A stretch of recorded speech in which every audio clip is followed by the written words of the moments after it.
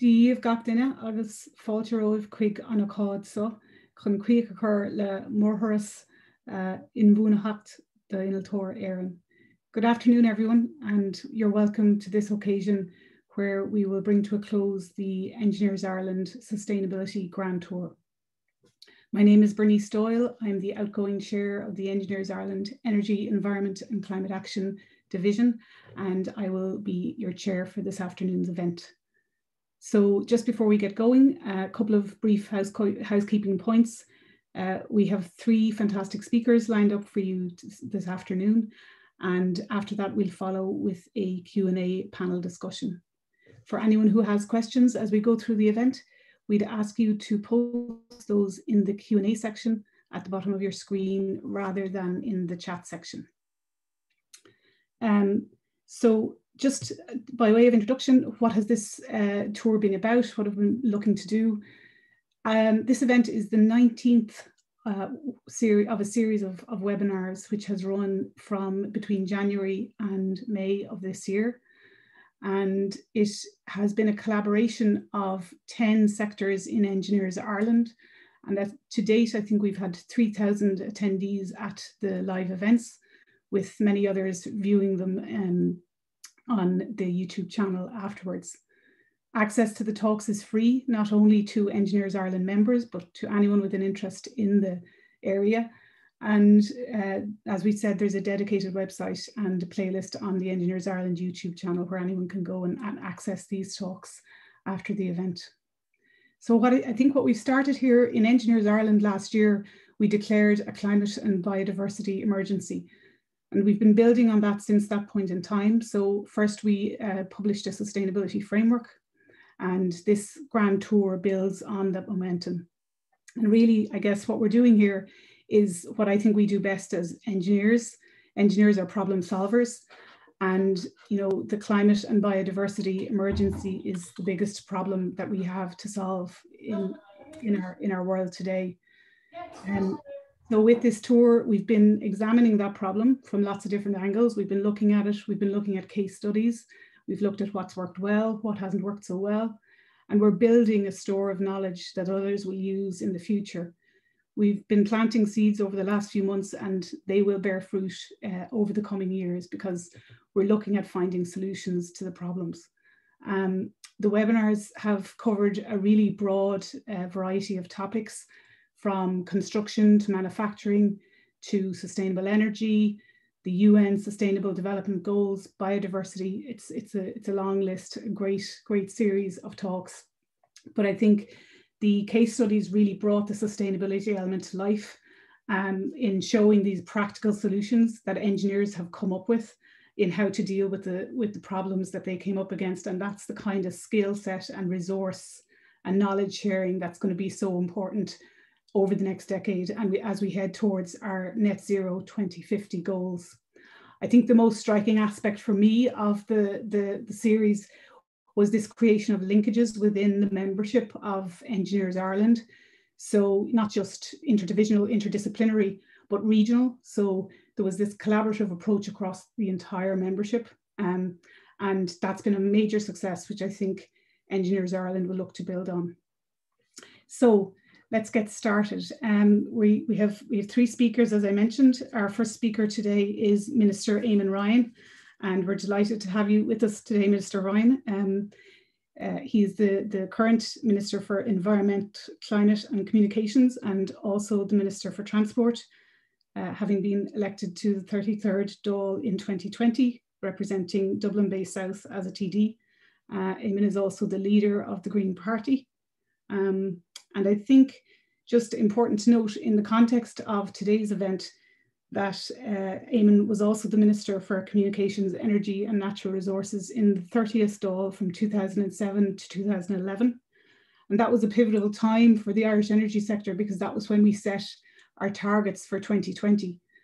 And we didn't hit all the targets, but I think one of the great success stories was the 40% target for renewable electricity, which we've just seen in recent weeks we've hit and even surpassed, and that came to pass under the watch of Eamon Ryan in his time as minister back then. So prior to entering politics, Eamon studied communications and marketing in UCD and ran an Irish cycle tourism company called Irish Cycle Safaris. So really delighted to have you with us here today, Ayman, and Mr. Ryan, I'll hand over to you now. Bernice, thank you very much and good afternoon, everyone. Thank you very much for that introduction, Bernice, and for the good work Engineers Ireland continue to do in this space. And we're going to have a very busy time ahead of us for the engineers in our country and across the world to meet this challenge. We have challenge beyond compare to try and keep our global increasing climate temperature or global temperatures below the 1.5 degrees to try and give us some protection against runaway climate change. It's a good day today because we passed the second stage of the climate bill last night. It was voted through in the Doyle by 114 votes to 12, not that I was counting, but and we now have a very tight timeline. I want to maybe just give you a policy context to where we are that will frame the work that's going to be done. The biggest, widest policy context, I suppose, is that we're going to the 26th meeting of the Conference of the Parties on the United Nations Framework Convention on Climate Change, COP26, next November in Glasgow. And it's an important moment because it's the 5th year review of the signing of the Paris Climate Agreement, and a moment when countries have to raise their ambitions to collectively, we have to raise our ambitions to meet the targets that set out in that agreement. We're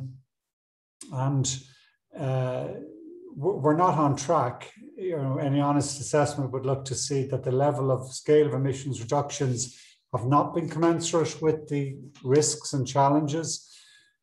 But, and it's 26 meetings now, we're still kind of grappling to make the real scale changes that are needed. But it is an important moment in time. And there's some signs that the stars are starting to align in terms of people taking action. The fact that the US government has committed to very similar targets to our own, effectively halving emissions in the next decade, is net zero by 2050. The fact that the European Union is committed to something similar, the Chinese slightly later, but there is starting to be stated ambition from the main economies of the world. And that gives us some prospect that the long talked about change may start to arrive. Here at home, we have a similar ambition. Programme for Government commits to 51% reduction of this decade. The bill enshrines that and enshrines the meeting of the objectives of the Paris Climate Agreement in legislation. Requires all government departments to meet that. The approach we'll take is we will, very similar to the UK approach in their legislation, which has been effective, where a Climate Advisory Council will set out now shortly, as soon as the bill is enacted or passed by the Dáil na Seanad, the 3 5-year plans that will guide us on this path to net zero. We then have to convert that into a climate action plan, an update of the 2019 climate action plan that Richard Bruton initiated. And that has to include plans for each sector. And each minister then has to set out the policy measures to meet that objective. And each year we will review and revise the policy decisions to, if we're not on track, to bring us back on track. It is very much, the legislation itself doesn't set out the policy measures or indeed the individual mechanisms, but it does give that all of government framework that I think is critical in terms of changing a country, changing the entire economy and society, and it is significant in that regard. I'm going to very briefly, and I'm very looking forward to hearing Mark and Siobhán who are following in terms of some of the more specifics, but very briefly just give an overview, if I can, of what we can expect in terms of the real changes. And engineers are going to be centrally involved in delivering so many of them. Firstly, obviously, land use is our key area of change. It accounts for 35% of our emissions, the largest part of the emissions in the non-emissions trading sector. So it's the area where we have to pay most attention. And it's a difficult one. It's hard to change land use. It takes time. Farms tend to not to change overnight. It's an intergenerational change often that is when it occurs. I think the key measure in our programme for government, and the key measure that will deliver this, is the programme for government commitment to a land use review, it's called. In my mind, it's a land use plan. It has to look at every aspect of how we use our land, including first and foremost the development of rural communities and spatial planning of human communities in this overall land use review. And then in a whole variety of different layers or objectives that we have to optimize in land use, in carbon storage and emissions reduction, in farming and other measures, in protection of biodiversity. So many of the solutions to this problem will be nature-based solutions where we both address the biodiversity and climate crisis at the same time. Improving water quality, reducing nitrogen pollution, ammonia pollution, and increasing the incomes of for a whole new generation of young people to work in protecting nature, managing our land, providing us high quality food while emissions reduced. There's a huge amount of discussion out there at the moment, about this, and there has been for decades. We've lived by this trope that, it's environment versus rural Ireland. That will not work. We have to turn that around to opening up an opportunity for a whole new generation of people to work on our land using real skills to deliver the environmental objectives and to be paid properly for doing that is the key thing. I'll be negotiating with Department of Agriculture and European Commission and others in the coming months to meet our objective. In energy, and this is where engineering really comes into it, Mark knows that he's going to be set probably the most demanding challenge of all in terms of requiring us to be really leaders, to kind of, as an isolated synchronized grid, which is already breaking the boundaries of what's possible in terms of how much instantaneous renewable power you can run on a system at any one time. I think, Mark, you said last week we're up to 73% for that, which is world leading. Well, I'm afraid I'm going to have to come back to you and say we need to go further and faster and bigger. And the electrification of everything is central to this revolution. It has to lead to a better economy. It has to lead to, we have to tap into what we have, which is a comparative competitive advantage in renewable power. We're a very windy part of the world. Our sea area being 10 times our land area, we've significant potential to tap into that energy resource. The real skill, the real challenge is in the balancing of that between variable power and variable supply and demand. In the development of interconnection with our neighbours, this will only work if it's a regional electricity market we're operating within. So using this new cabling technology, HVDC cabling technology, being able to ship power over long distances with minimum losses, and designing the transmission grid system to tap into this power and distribute it is going to be the central goal and task that EirGrid and others are going to have in leading this country to a zero emissions, 100% renewable, backed up by storage, battery, hydrogen powered other systems that give us that balancing capability. We're absolutely committed to it. We've real skills in it. We've shown, as you said, Bernice, in meeting the 2020 target, that we can do it, that we can be good at it, that we can then, what we learn here will be relevant to the rest of the world. It gives us real capability.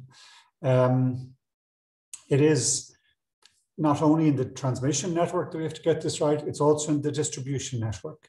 It's in the electrification of transport and heat. The managing of that balancing capability right down at the distribution grid level is going to be probably the most significant engineering feat we have to achieve. It will involve a lot of the use of the digital revolutionary technology that's coming through in terms of remote sensors, switching on and off systems in a really sophisticated way. It has to be efficiency first. It has to be connected to the retrofitting of every single home to make them energy efficient, and doing that in a systematic, organized way, which reduces the cost, maximizes the public uptake, is a huge project, huge task. But we're committed to it politically. We, the political system across every single party, and that gives me certain confidence that we will be able to succeed, that we will do it well. I'm only skating over the surface, but just to give you a kind of bigger overview. On transport, again, similar huge challenge. In all three of these areas, land use, energy, and transport, it will only work if we're moving towards a better system. If we're going to stop people going from unsustainable A to unsustainable B, we have to have a better alternative C. We have to actually set ourselves on a course to a new way of doing things, a new economy, a new one that has real social gain in it as well as environmental gain. And in transport, again, that's very much the guiding star. It will involve three main changes. It will involve the electrification of everything, and in that, it's clear that that electric vehicles are just going to they're better cars. They require a fraction of the fuel cost, and it's our fuel. With widespread deployment of electric vehicles, it gives us the ability to balance some of that balancing capability as we switch batteries on and off and charging systems on and off to meet our variable power supply characteristics. It is also, they're vehicles that have a fraction of the maintenance costs, very few moving parts. They're a better engineering solution for transport, particularly in a private vehicle, than the alternative combustion engine. So we have a very challenging kind of target, but actually I think it's the one that will probably be met in a way because of consumer demand as well as regulatory policy measures. Within 2 to 3 short years, the cost of the electric vehicles, lifetime costs, will be clearly lower. And I expect to see a take-up that is beyond compare. The real challenge, as I said, is in managing the distribution grid supply for that. But that on its own is not going to be enough. The 2019 plan very much focused on that, but we need to go further. We will need radical modal shift towards particularly active travel. So again, significant measure in the programme for government, to my mind, and this is all agreed, this is not going to change, this is going to be there for the next 10 or 20 years, is the allocation of 20% of the capital budget for active travel. And maybe I'm biased because this is where my own roots are. I was chairman of the Dublin Cycling Campaign. I had the privilege of working with transport engineers over the years and realized that this is really important civil engineering. The design of each single street and the reallocation of space to create a safe environment is the center of this. It's quintessential engineering skills in the assessment of that flow, of the flows and the uses, and the design of the physical space within that street is an engineering challenge that we're employing 250 additional engineers and planners and landscape architects and consumer communications experts in the local authorities to get this redesign right and get the modal split. I see no reason why, as a country, our cities and towns and villages shouldn't have the same characteristics of those Danish and Dutch cities that have seen modal share for cycling go up to 30, 40, 50%. They have a wetter climate than we do in Copenhagen, than Dublin. We're relatively flat in most of our cities. The distances, while longer here because of the sprawl development model we pursued, are increasingly attainable, particularly with the electrification of cycling and with electric bikes. So that modal shift is going to be key. Similarly with public transport, with bus and rail, and I could talk all day about the engineering we're going to require there in terms of particularly the reinvigoration of rail, where Ireland had real expertise. I was down in Euston Station yesterday in the boardroom, incredible, built in 1844. Dargan's portrait looking down over the boardroom table. We were brilliant at building railways. We will be brilliant at building them back up again, in my mind, because we're committed 2-to-1 investment in public transport versus public transport versus road. That's not going to change. The NDP will be constrained by financial resources, but the overall strategic development is clear. Thirdly, in transport, and critically, it will be reducing the demand for transport. It will be actually using what's happened with COVID, using remote working to reduce the volume of transport, using the implementation of the national planning framework towards better balanced regional development, more compact development, and decarbonising development, so that the 15-minute city is delivered, 15-minute suburb, or I might think it now as the 5K kind of rule that we've learned around in this COVID times, is being able to create services and planning systems that accentuate the locals. We don't have to travel all the time or be traveling all the time. We reduce the volume of transport is what we need to do. And that again is a planning and engineering task. Lastly, 2 points, and sorry if I've gone over slightly over time, but as I said, this will only work if it's better system. It has to be a just transition. It has to achieve the objective of eradicating fuel poverty as we go in and retrofit every single home. It has to create a just transition for younger people who, as I said, get paid properly for managing our land and actually get paid well for the building and engineering and construction and services that are going to be central to this change. It also is better because it's healthier. Healthier, active travel improves health, extends lives. Exercise works better than any other public health measure. It works in health terms because we will remove air quality, a lot of air quality issues as we stop burning fossil fuels. More than anything else, maybe finishing on this note, I think it gives us a challenge, a task, a mission, a purpose, which actually can lift our spirits, can reduce stress, take away the stress that we're going to face from the climate changing world that's going to throw all sorts of challenges and difficulties at us as we see the consequences of the climate change that is already inevitable, and have to manage the fear of what could come further as we cross tipping points that we will not see until we've already crossed them. It's this kind of slightly subtle, maybe people say it's not an engineering aspect of it, but it's just as important. It's the sense of purpose, the sense of meaning, the sense of involvement. This challenge belongs to everyone. Every place matters. And it's an inversion from the people say, why should we do that? Because if the Chinese aren't doing it, or we need to switch that from we are at the center of this. We are as important. Our natural world is as important as any other part of the natural world. And lastly, in this sense of common purpose or vision for achieving it is all the stronger because the politics of this won't work if it's a divisive politics. It won't work if it's stop-start. It's a massive capital investment in improving our building stock, changing our transport system, creating a new energy system, changing the way we manage our land. That won't work if it's stop-start. That needs to be consistent. It's a 3-decade mission. And it'll work best, as I said, when it's not politically divisive, when it belongs to everyone. It's in their hearts as well as their heads. And that's why that vote was important last night. There's clear majority, overwhelming majority of our political systems committing to this. And I think they do so because the overwhelming majority of our public understand the science and in their heart of hearts know we have to make it happen.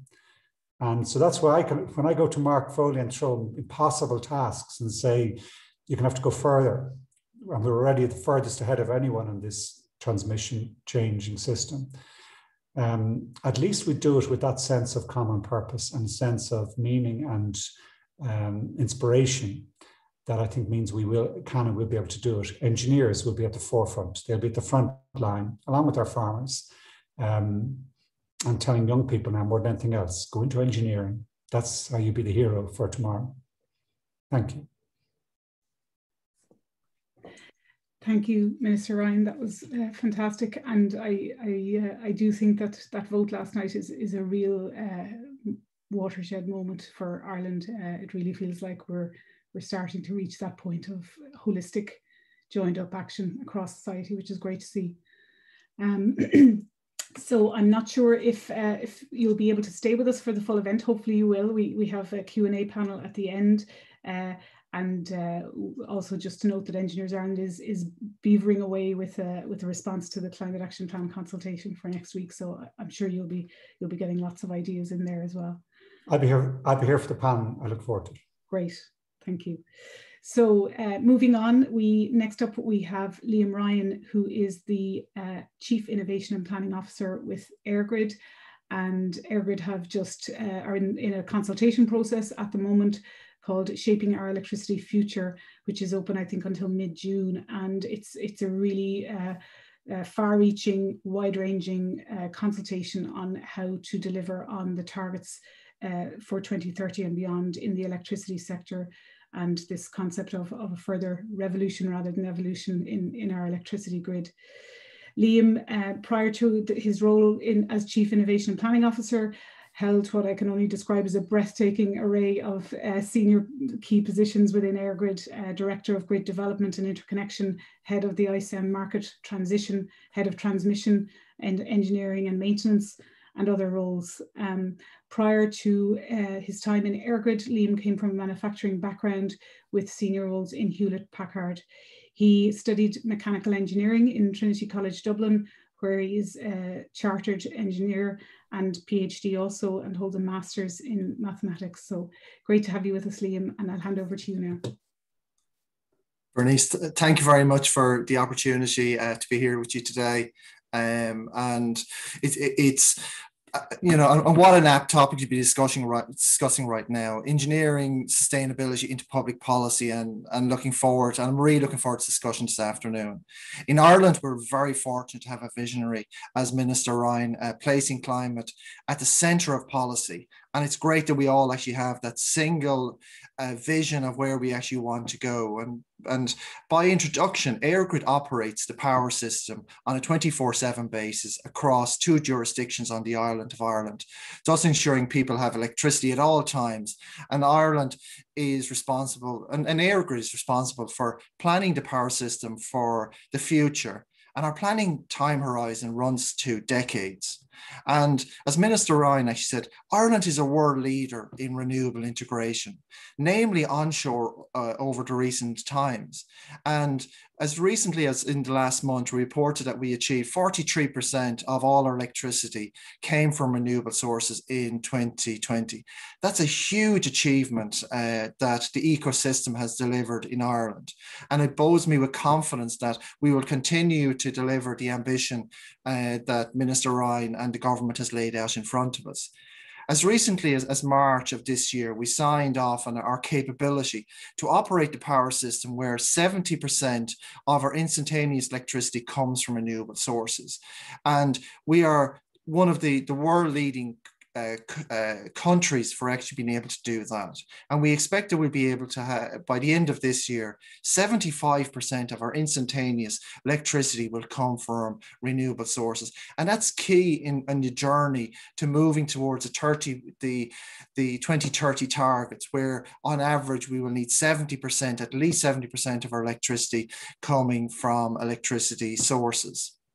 And through that, we will have to engineer in sustainability into how we actually deliver. And at the moment, we're, as Bernice actually had said earlier, we're actually out and we're consulting in widely and broadly to try and get the views of communities, our industry, and those even hardest to reach members that usually we don't maybe hear their voice into shaping that electricity future. So it's a just transition, and that everybody is part of the solution that we've actually have over the next period in time. And it's a transformational journey that we will actually be on over the next period in time.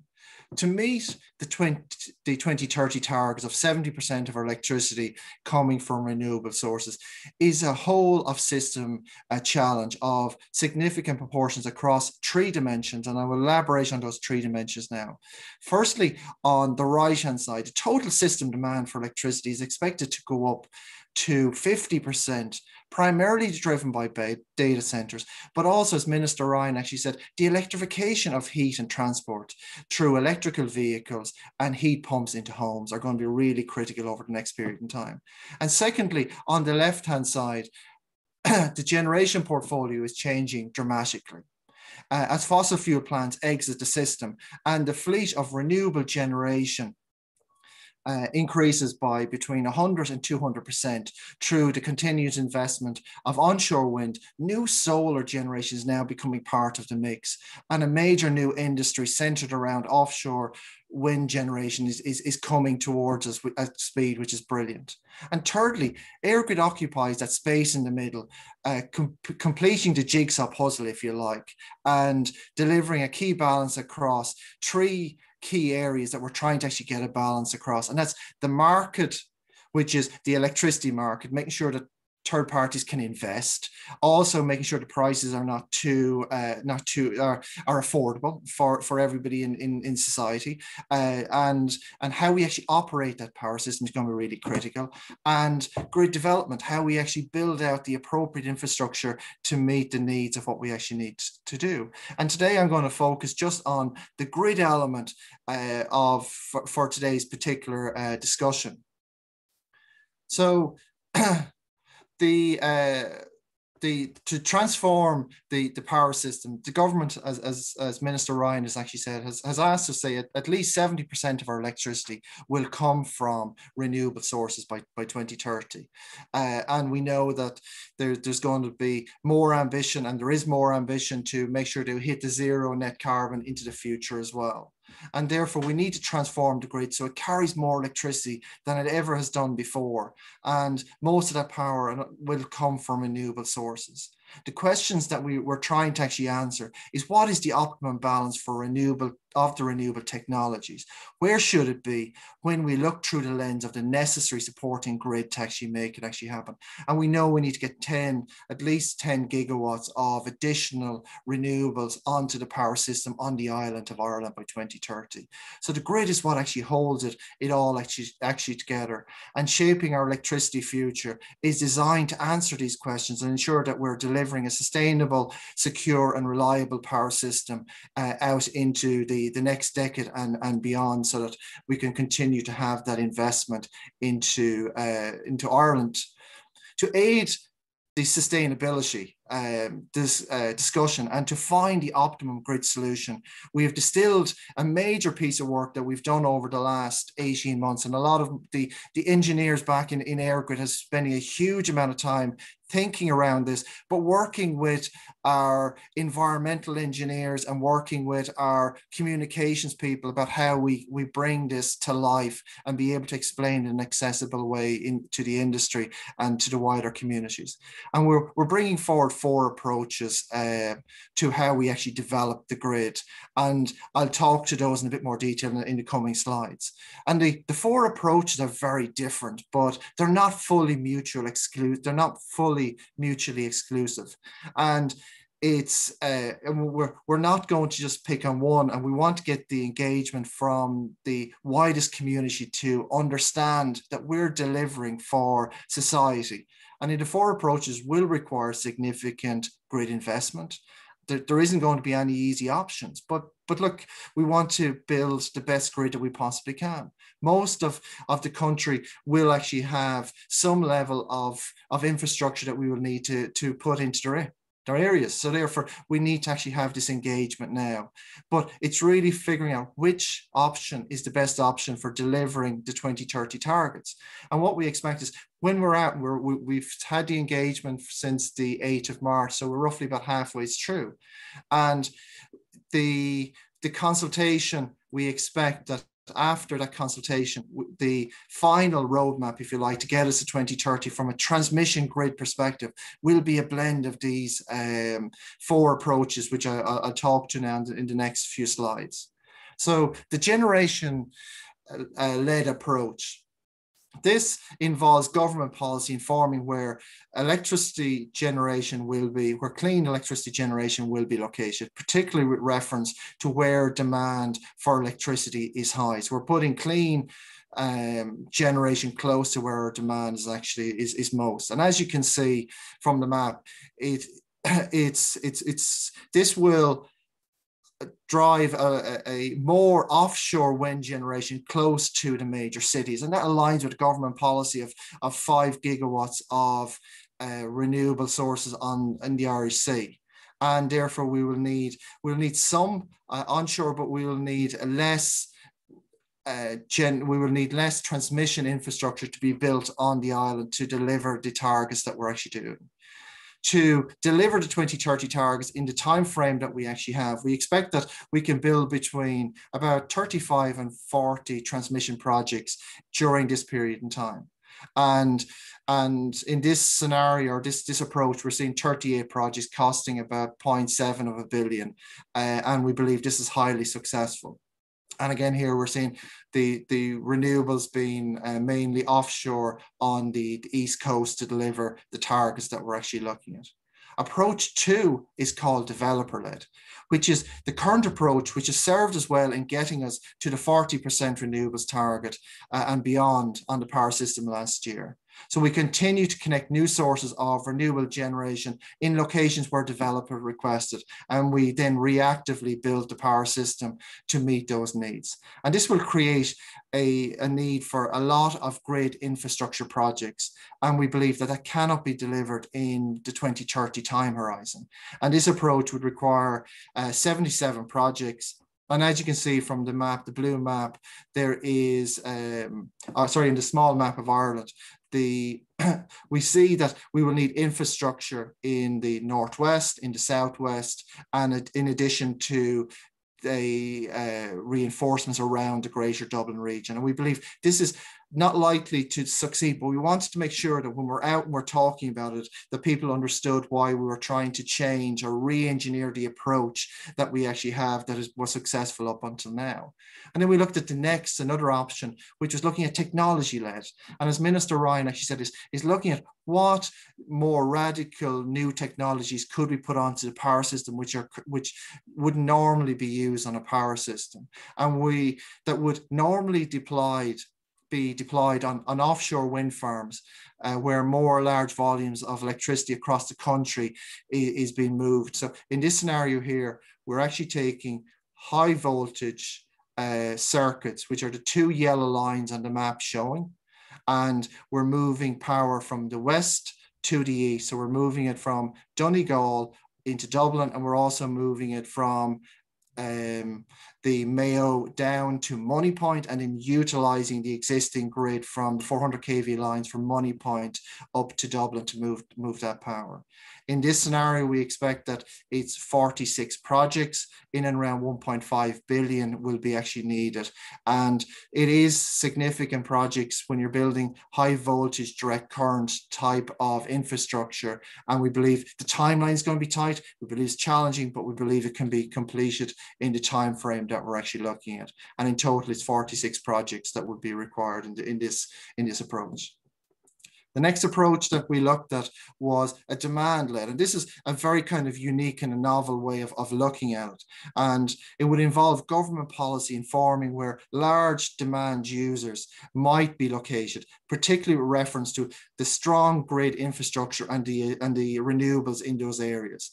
So as we actually talk about demand increasing, and I talk about 50% increase, in some scenarios, we can actually see that large energy users will account for 27% of all energy on the grid. And we see a lot of that around the Dublin area. So we're looking at moving about 600 megawatts from the Dublin region out to the regions. And because of that, we see that there's a significant reduction in the amount of transmission projects we need, and also the scale of those projects. And we will still see that there will be need for some reinforcement in the northwest and the southeast of the actual country to deliver what we actually need. Again, we believe this is deliverable, and we believe that it can meet the targets that we're actually looking at in the next period in time. I said that I'd mainly focus on the grid side, but I couldn't leave it without not talking a little bit around the market and the operation side. So it's a tripod in my mind that really delivers the 2030 targets from an electricity perspective. And from a market perspective, our principles is the right investment at the right time, at the right cost to the consumer.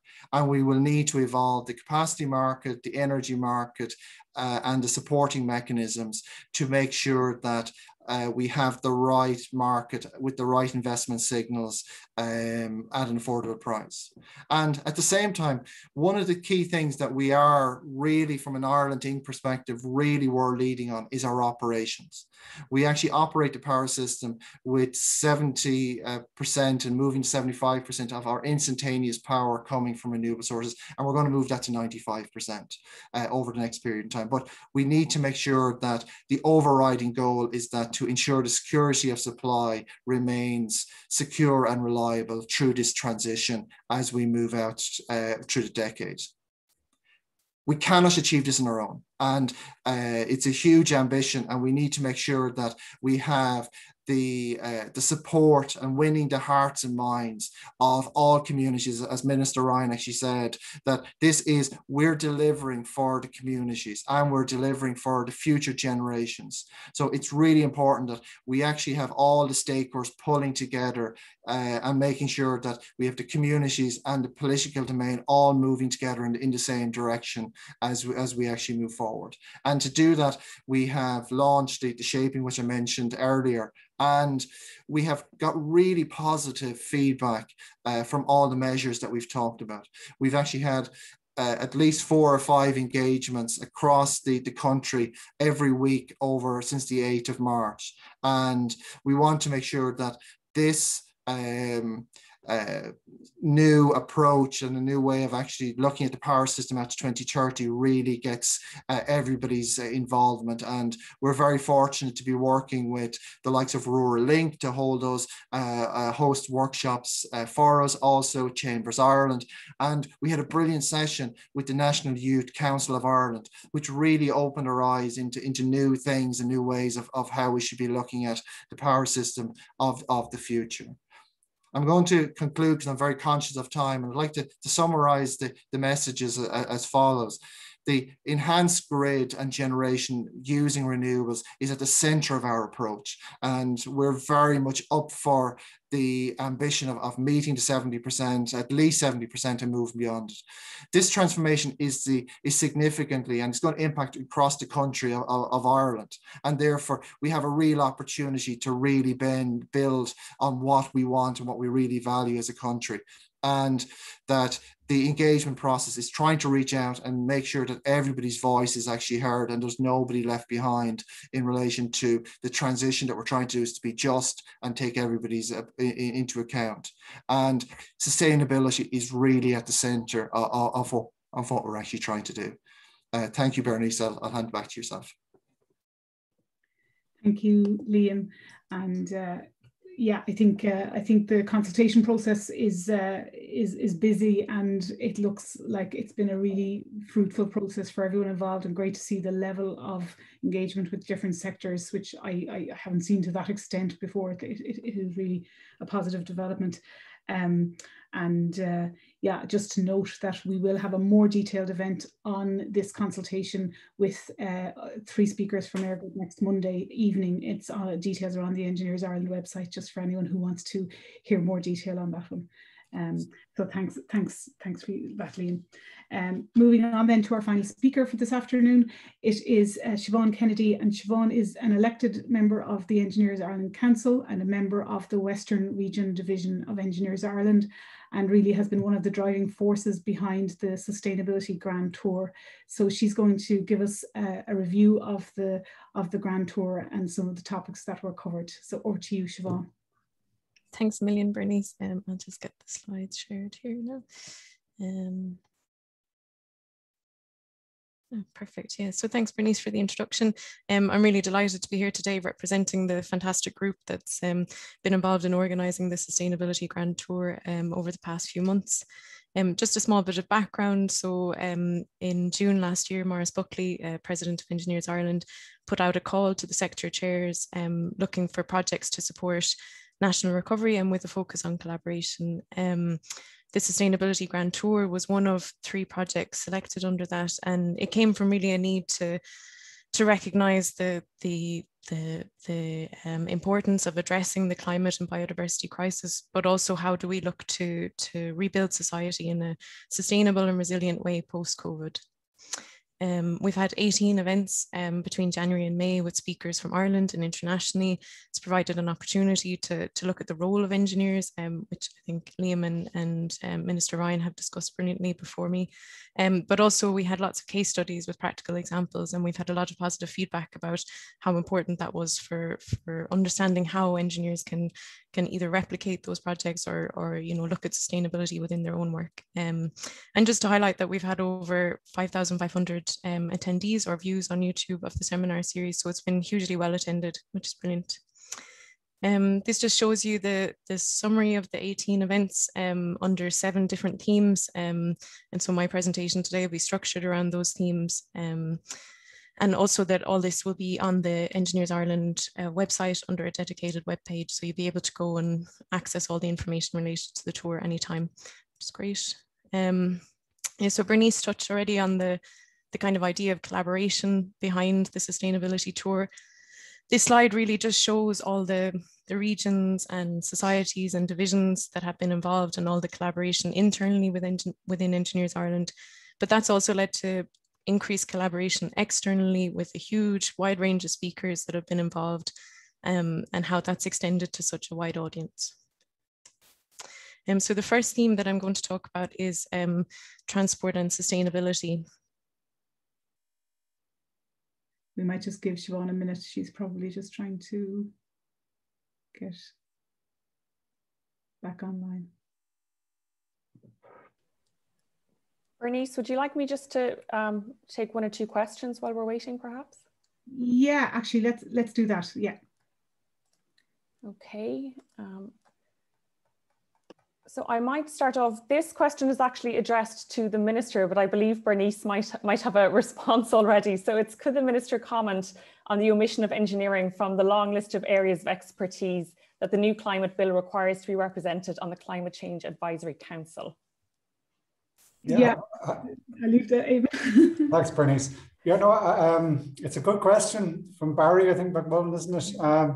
I was thinking afterwards in terms of, I was going through the list in my mind of the people there. No one is excluded because they were an engineer.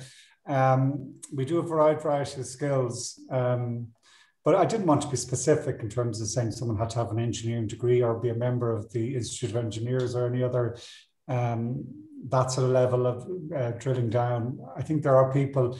The final composition of the council isn't completed yet, but it will include people with a whole variety of expertise, including real expertise in transport systems, power systems, agricultural systems. So they mightn't necessarily be engineers, but they will have real systems analysis understanding of those engineering systems. So I don't think it would be appropriate to specify exactly what qualifications someone should have, but I take the point. We do need engineering skills on the council as well as everywhere else. Bernice, would you like to comment?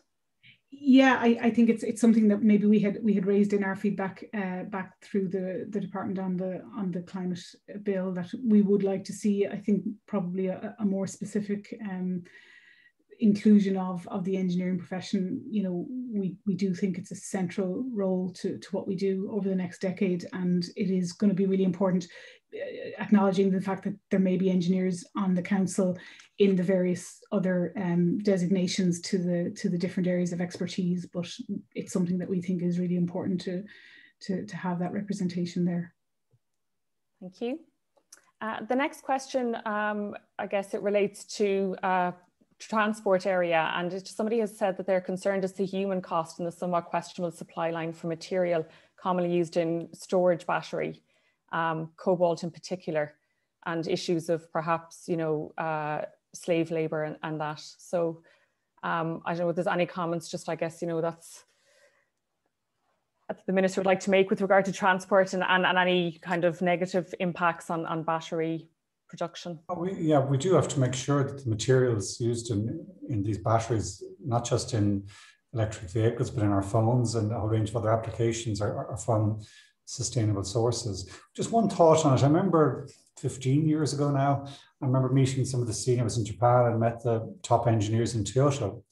And they were saying it would take 10 or 15 years before and the key constraint in terms of developing electric vehicles was going to be battery technology, that it takes time, they said, to evolve. And it is true that that was prescient in terms of we're now, I think we are at a real turning point where the reduction in cost of batteries and the wholesale use of them in mass production vehicles is going to, as I said, completely transform the electrification of transport.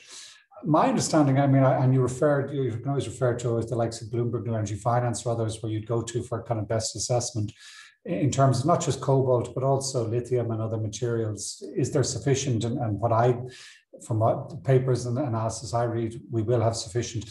But also, it is continuing to evolve. There are new battery technologies evolving. It will probably take a decade, as the Toyota engineers would acknowledge, but that they are evolving, that the materials that we're using in 10 years' time may be different. And particularly as their deployment becomes widespread, I think the incentive for innovation and new materials use will increase. So we're not stopping here. We're only at the start of a revolution. And I mean, we've had 150 years of internal combustion engine and the fine tuning of that technology. Well, we're now at the start of a 100-year switch to a completely different fuel system. And in that period, the use of technology or the technological solutions are going to change for the better. Great, thank you. I think we have Siobhán back, so I might just hand back to her. Sorry about that. So yeah, I had just started on the transport and mobility theme. So obviously very topical, and Minister Ryan has touched on some of the points already that I might make. But we had 3 fantastic events under this theme, and they were focused on active travel, public realm, greenways, and I just have some images there from the event. So the middle picture there is from Market Square in Kildare on the 6th of November, Friday in the morning. You can see lots of people sitting outside. So Sharon O'Gara from Kildare County Council, in her presentation on this work that was undertaken in response to COVID, she shared a lot of interesting points about what brings people to outdoor spaces. And I think the main things were nature, seating and food. So that was nice. In the bottom right there, you can see very successful public realm and active travel work that was done in Dunleary Rathdown area. And that was also as part of COVID response. And it was great to hear from the team on their experience there and how they implemented it, how it was designed. On the bottom left is the Red Bridge in New Ross. So we had a great presentation on the Southeast Greenway, and I think construction is due to start there in this month. One of the common points that came up across all of these events was the importance of multidisciplinary teams, which I think ties back to that idea of collaboration that's been kind of core through the Sustainability Grand Tour. Just to note as well that we were very lucky to have Brian Ledden, who's Green Party TD and chair of the Joint Oireachtas Committee on Climate Action, give a talk on the government's climate policy under a different theme. But during that talk in the Q&A section, Brian confirmed that the government will be supporting training for engineers around active travel. And I think it's really key to note that engineers do have a huge role to play, but it will also mean maybe reskilling or, expanding our expertise and knowledge in new or emerging areas. And I just wanted to kind of highlight, so this is what active travel can be. This is the coastal mobility route in Dunleary Rathdown. I think most people maybe would have heard of it. And then that's the Salt Hill Prom in Galway. So those barriers are gone now. They were a COVID measure. Cars are back parking there, and we still have no active travel in place. So I think we need to support all local authorities to be able to deliver really high quality local active travel. The next theme that I'm going to talk about is housing. So housing is at the core of our cities and communities, and obviously is very much discussed at the moment in light of our housing crisis. The 3 events under this theme, they all looked at how we can incorporate ideas of sustainable housing into addressing the housing crisis. In transitioning our homes to low carbon, Brian Montaigne from ESB discussed the drivers, policy levers and energy technologies needed to decarbonise our built environment by 2050. And I think that diagram there from Brian's presentation really shows how much we need to focus on future-proofing our new housing stock while we look to address the challenge of retrofitting the existing housing stock. The second of the events on housing explored a digitized solution to low carbon modular homes through the InterReg Housing 4.0 Energy Project. This project aims to reduce production costs for housing units by 25% and reduce the carbon emissions per metre squared by 60% for embodied and operational emissions. And it was great to have Sean Savage from Wexford County Council there to share about the experience with pilot projects under the scheme. In the third event on this under housing, we had Hugh Brennan, the CEO of O'Coulon Housing, who presented the model that O'Coulon used for delivering affordable housing. And we also had Orla Hegarty, who's assistant professor at the UCD School of Architecture. And Orla presented this image that you can see on the slide. So she shared this in the sense of that this is kind of the core, the factors that are in the trap that we're getting caught in with housing. So you can see in the top left there, you have untapped. So we have untapped housing stock, maybe housing over commercial units in towns, villages, cities, vacant housing. Inflexible there in the top in the middle. So co-housing, hotels, student accommodation, developments that can't be adjusted, can't be used, can't be have a different change of use as you go through your housing life. The top right there, isolated. So Orla highlighted that we're at risk really of repeating the mistakes of Ballymun, where people are isolated in their homes, but also that their homes aren't comfortable for extended period of time, like a lockdown. We still unfortunately have transient accommodation. So the mobile home park shown in that image is a direct provision centre.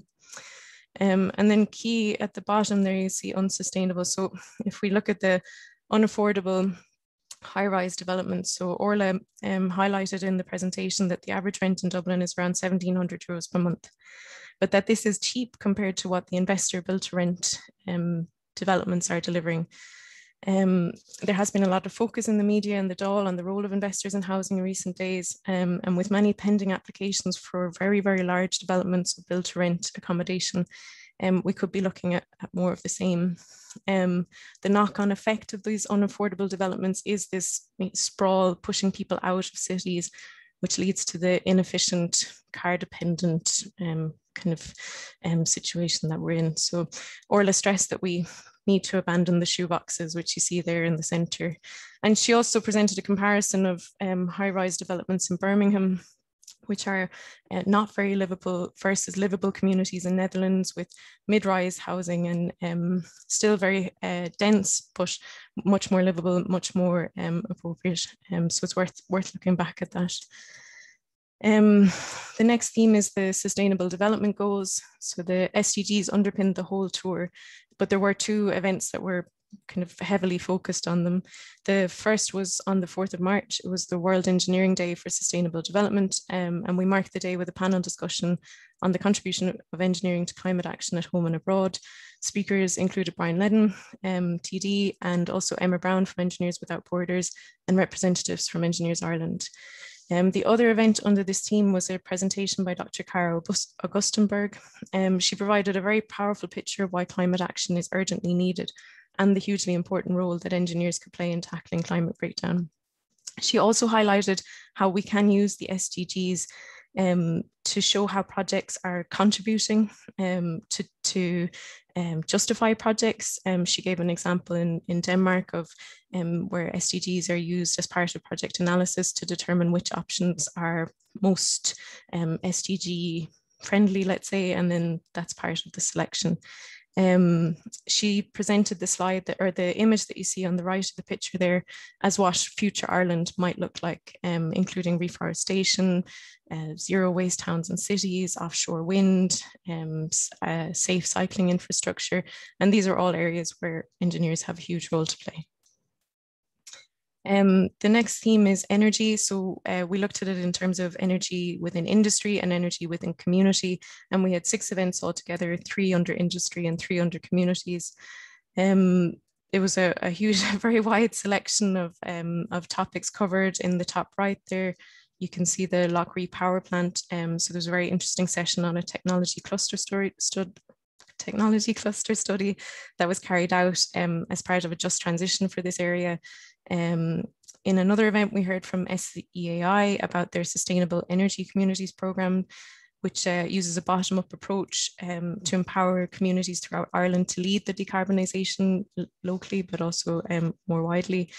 We had an event on fast-tracking the race to zero emissions in the maritime sector, and you can see an image there of the Artemis Technologies e-foiler TM propulsion system, which looks set to provide the first solution for the early adoption of high-speed zero emissions maritime transport.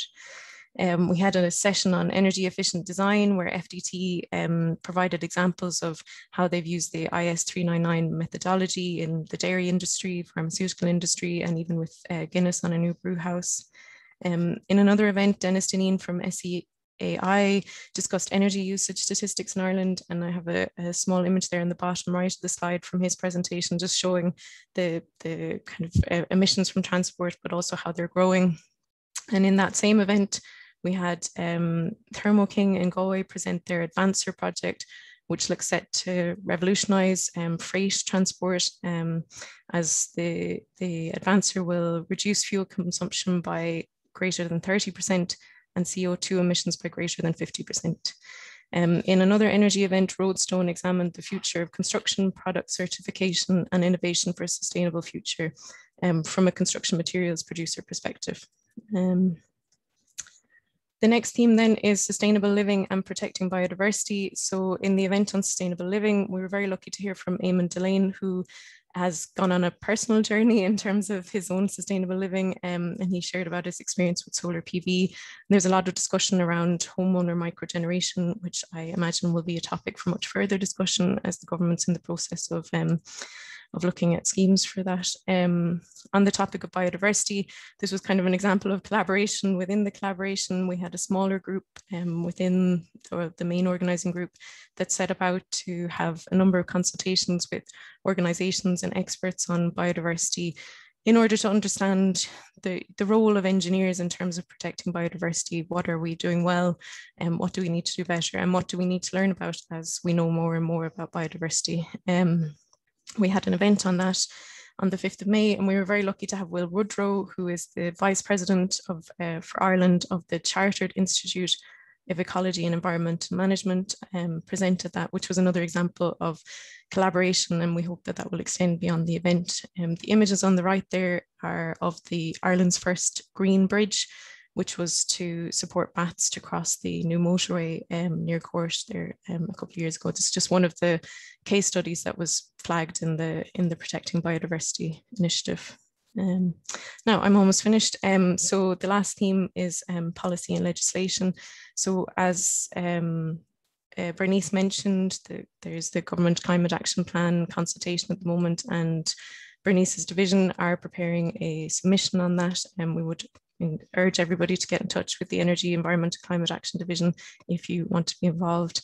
And as I mentioned earlier, Brian Ledden gave a very interesting presentation on the government's climate action policy. In the image there on the slide is from the World Engineering Day for Sustainable Development, where Brian noted the importance of engineers and the role we play maybe in tackling the issues we face in climate breakdown in the Doyle. So yeah, that was a very quick run through what has been a fantastic series of events. We hope that there's been positive impacts off the back of this, including increased emphasis on sustainability and hopefully a better understanding of the SDGs and how they relate to us in our work. There's definitely been increased knowledge transfer between regions and sectors, and that collaboration has been key. And that comes up there again, and also hopefully informing policy within our own organisation and nationally. And I just want to take the time to thank all the wonderful speakers who shared their experience and their knowledge, and who made such great contribution, and to everybody who's taken the time to listen. I just, in order to kind of wrap things up, I just wanted to share a quote from Mike Ryan of the World Health Organization. It's from a speech he gave in February at a Troker event, and I would urge you to watch the full talk, but he said, "We need a world that is more sustainable, where profit is not put before communities, where the slavery to economic growth is taken out of the equation. We need sustainable growth in our communities, we need sustainable livelihoods for our people, and we're taking huge risks, massive risks with our future if we don't manage the planet in which we live. and we're being extremely irresponsible right now. So just, I feel we have much to gain and probably a lot more to lose if we don't change path at this point. And I hope the tour has shown us how we can take action. So thanks very much for the opportunity to share the summary today, and I'll hand back to Bernice now. Thank you. That was great, Siobhán. There's a seanokul in Irish which says "Mullen ober an far, no one bans a cost shot," but yeah, it's a great legacy of work that you and the others involved in this tour have left for us to learn from over time. I know we are running a little late. I understand that some people may have to leave, but I would say that we might take 5 minutes more of Q&A if that's okay. There's lots of questions coming in, so I'll hand back to Orla, who is chairing Q&A for us. Thanks, everyone. I didn't introduce myself earlier. My name is Orla Burke. I'm chair of the Electrical and Electronic Division, and I'm delighted to represent the division at this great event, rounding off a wonderful series. So a few more questions have come in. Liam, you mentioned enhanced generation using renewables, and a question has come in: has a cost-benefit analysis been conducted for this change to electricity generation? Now, obviously, you're great, so I'll appreciate your thoughts. No, so Orla, look, we've done a full costing around the transmission elements of it and what those costs, and I showed them here today in relation to it. But we're also looking at, from the market side of the house, what we actually see is that as we get more and more renewables onto the system, the electricity market itself, because it's short-run marginal price, will tend to push the price down, and therefore you get more efficiency into the actual wholesale electricity market. And then we're also looking at how we can potentially look at the new system services from new technologies that we need to bring onto the system that gives us more services, and how that needs to evolve. And we're out consulting on that as well. So we're trying to get the full picture around the various different elements to get the cost of the elements that we know that are under our kind of remit to manage and work our way through. Great. And just connected to the generation part and new technologies, has wave energy formed any part of your strategy, or is it being dealt with? So we're open to all technologies coming onto the system, and like when we look at wave is going to be the future. I believe the technology isn't there yet to actually have the impact for 2030 targets, but we're really monitoring and making sure that when it does come, we connect it on onto the system as quickly as we possibly can. But I think it's a little bit away yet, but it will in the future be definitely something that could be there to help in the climate goals that we have in front of us. Great, thank you. It's quite a long question here, but in the essence, it's why is there such emphasis on heat pumps for retrofit of mainly domestic houses? I don't know if anybody has any thoughts on that on the panel. So from the transmission perspective, we look at all different types of technology, and one of the key things that we're finding from the shaping and engaging with the communities is there's a lot of discussion happening at the moment around the micro generation side and how that can actually help the energy citizen or to be more part of the solution and helping us to reach the targets that we're actually looking at into that. So heat pumps is one of the dimensions, but there's others. I'm sure Minister Ryan may have views. I think because they work so well is the answer. There's huge efficiencies in the basic engineering of them, the conversions of the heat differential back in the heat exchange into hot water and heating the building. I think particularly for a lot of kind of our typical Irish characteristic, either one-off or semi-G type housing, they really are ideal. They won't be the only solution.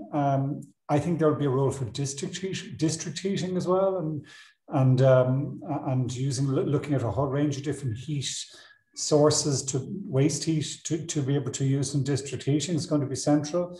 And we've started putting that into planning conditions and design, really thinking long term. I think particularly district heating will have a significant role, but the heat pump technology has proven itself now, and I think it is as we stop the deployment of fossil fuel borders, which we have to do, we will see heat pumps becoming all the more widespread because they work very well. And just we're running out of time, I might group one or two more questions. Liam, we obviously know that Greenlink and Celtic Interconnector are proposed. How do you see the role of further, I guess, regional interconnection? Yeah, I think that when we look out to the ambition and the potential that we actually have of renewables in Ireland, like where we can look at 30 gigawatts, interconnection is going to be really critical. How we utilize the infrastructure and how we connect into Europe is going to be really important, whether that's with the electricity system, which will be a really key part of it, but then also how we use other technologies into the future, like hydrogen and our gas network as well, so that we actually have multiple interconnection technologies from Ireland to Europe. Great, thank you. And we might just take one more. They're just asking, how difficult will it be to get big electricity users, and I'm sure they mean data centers here, to locate closer to the source? And I know obviously that's part of your consultation process, but if you'd like to comment, please. Yeah, look, so we have had some discussions with some of the large energy users, and they are now looking to be part of the solution. And I think, you know, you'll always have some that will be more open to it, and others where we'll actually need to have further conversations with. And we're having those conversations now. So, but I do think it's having a very clear position on, you know, where we can actually go to energy users which are looking to connect, and we can say, well, if you connect to this part of the grid, you can be connected in X number of years. But if you go further to areas where there's constraint, you won't be able to have your capacity for an additional number of years. So I think it's having that honest conversation really moves on the challenge that we have ahead in front of us. Great, thank you. And just to remind people that there will be a further upcoming event discussing the Shaping the Electricity Future, if you check the website. So just in the interest of time, unfortunately, I'm going to have to cut the Q&A short, but I know that Sinead has captured all the questions so that we can try to address them somewhere else. So thank you very much. And I'd like to close out the event, hand over to the President of Engineers Ireland, Maurice Buckley. Thank you. Thank you very much, Orla, and thank you, Minister Ryan, for endorsing this series with your presence today. That's great. And to all our speakers, Siobhan and Liam. It's been a super series, 19 events since January, 3,000 participants. That is huge. I really want to thank everybody, all the speakers, all the people who got involved. We're engineers, we're not naive. We know that there's huge technical challenges to overcome. We know that there's cost benefits to realize and to make the equation balance. We know there's huge capital investment needed. But I guess the theme of this series and our declaration has been, where there's a will, there's a way. And engineers, we are problem solvers, and we are here to find the way through all of this and to lead forward. And what better opportunity, and this is where it all started back last year in June, we wanted to focus on coming out of the COVID crisis, the stimulus funding that would come in, the changes in society that would come about, and what better opportunity now as we address remote working, blended working, as we all get back to the office and the changes that makes. What better opportunity than now as the government launches its revised National Development Plan and climate action plans? What better opportunity and what a better time for engineers to really come to the fore and lead the way forward. And that's what we want to do in Engineers Ireland. So thank you to everybody, and I look forward to continued engagement on this. If you have time, look up all these videos on the YouTube channel. There's a webpage to support this event. And there's two other things that we've done this year. One is our State of Ireland report for 2021. Is published in October, and that is well worth looking. It's on this theme. And then look back at the proceedings of the national conference back in October, and President Michael D. Higgins' address there, all on the same topic. And I think all great positivity, great encouragement, but an awareness of the challenges ahead. Thank you all. Goodbye.